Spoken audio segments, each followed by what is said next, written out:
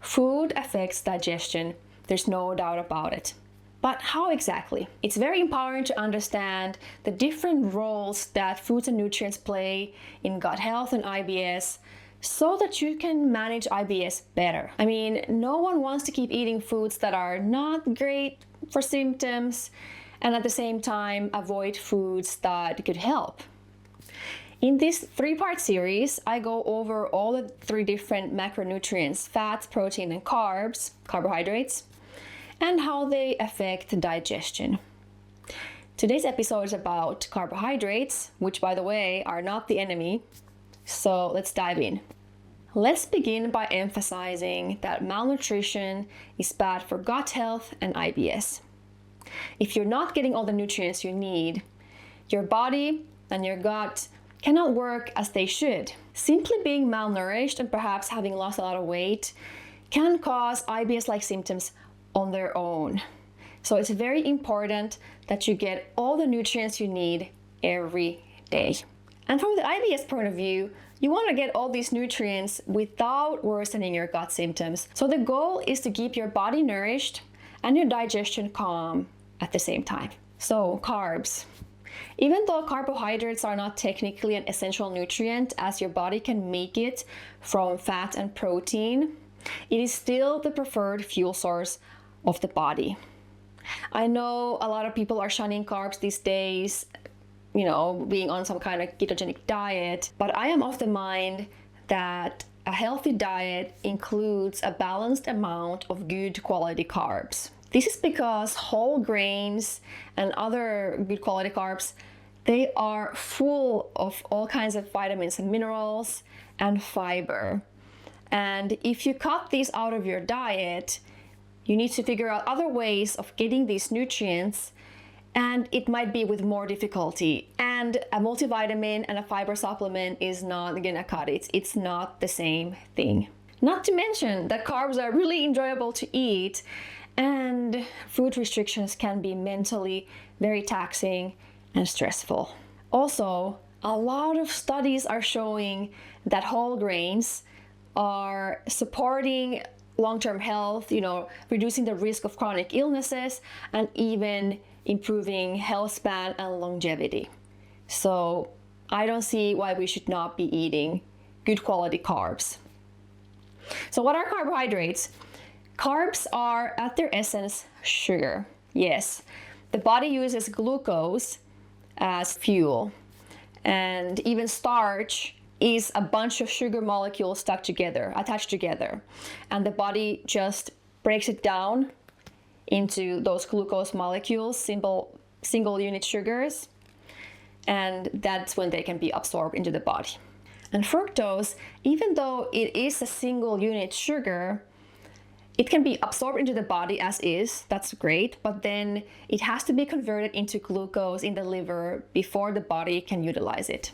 Lactose is a milk sugar, and it has glucose and galactose stuck together. Table sugar has one glucose and one fructose stuck together. Fiber, on the other hand, is also a carbohydrate, and it also has sugar units attached together. But those links are such that the body doesn't have the right enzymes to break them down, whereas your gut microbes in the large intestine do have those enzymes. Fiber is vital for gut health as it helps keep things moving to ease constipation. It can bind fluid to it to make loose stools firm to ease diarrhea. And it also feeds the all-important gut bacteria that live in your large intestine.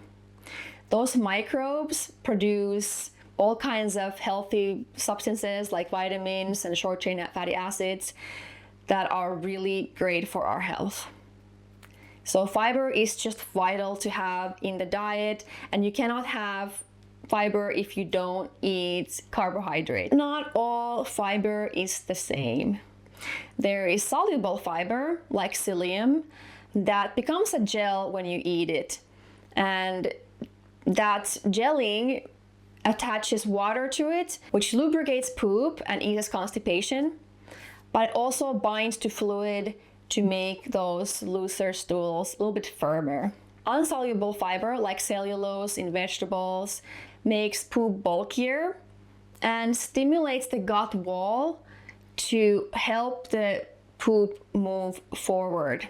So this is really important for constipation and preventing constipation. Some fibers are fermented more quickly than others, which a lot of us will experience as gas and bloating. Some of the FODMAPs are examples of quickly fermentable fibers. And this is one of the reasons why the low FODMAP diet is recommended so much to people with IBS. As a side note, gas is just a natural consequence of your bacteria in your gut being fed. So it's not in itself dangerous. But if you're very gassy and it's coupled with diarrhea, for example, it could be a sign of carbohydrate malabsorption. Most common of those being lactose intolerance. And what happens is that, I told you, right, there's the glucose and galactose stuck together. The body has to first separate these to be absorbed into the body.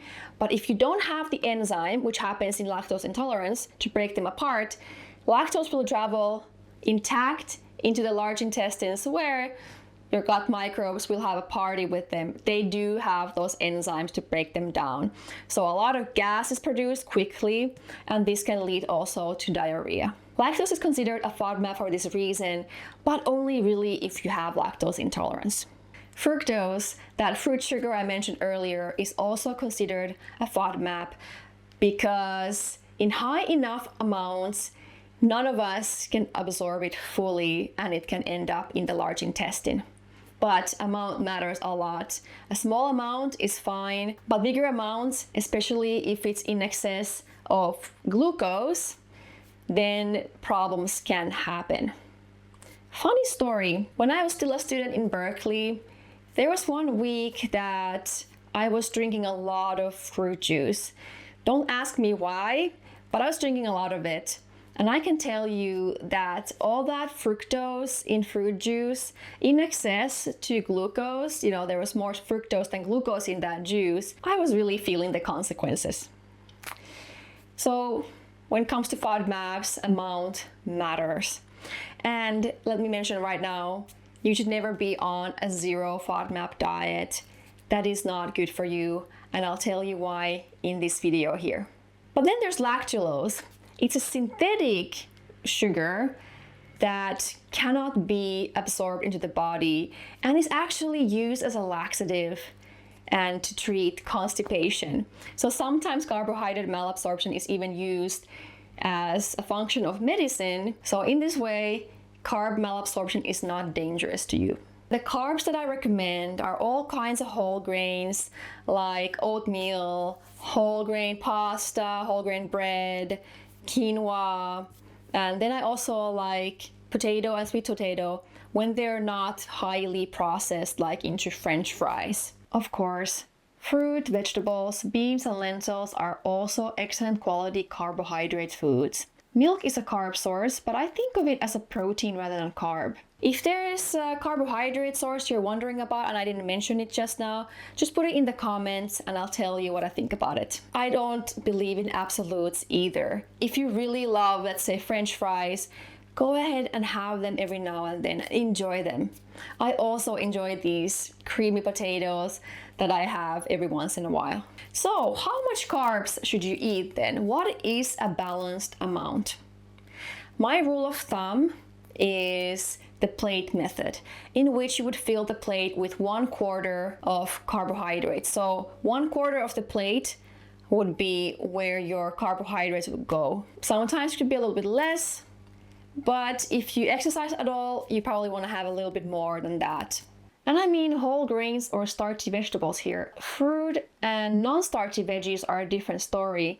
And I also categorize legumes rather as protein than as a carb when I talk about the plate method. You don't necessarily have to have carbs on every meal and snack, but again, if you are exercising at all, that's when I would not skip carbs. When it comes to snacks, or if you're having a meal that does not involve a plate, just imagine that 1/4 of everything you're eating would be that good quality carb. What if there is a carb that you feel like you don't tolerate very well? You always get gut symptoms when you eat it. Well, I don't actually recommend cutting out a food altogether and never eating it again.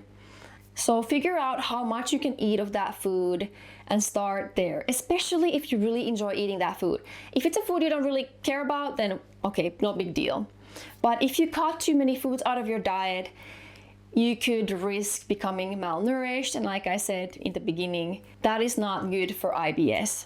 So figure out where your threshold is with that food and start there. With time, you might be able to eat more of that food at a time, especially if you're doing a lot of things to ease your gut symptoms like calming the gut-brain axis. Now you know why carbs are important for gut health and how much to eat them. They are an important fuel source for the body, glucose being that preferred fuel source. And good quality carbs are also full of important vitamins, minerals, and fiber.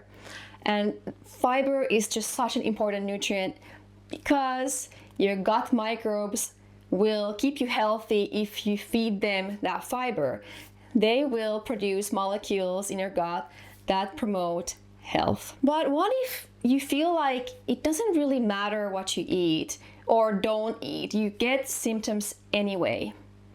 Well, this tells me that food might not be the biggest problem that you're facing, and it might not factor in as much as it might for other people. After all, the root cause of IBS is not really food related, but gut-brain axis related.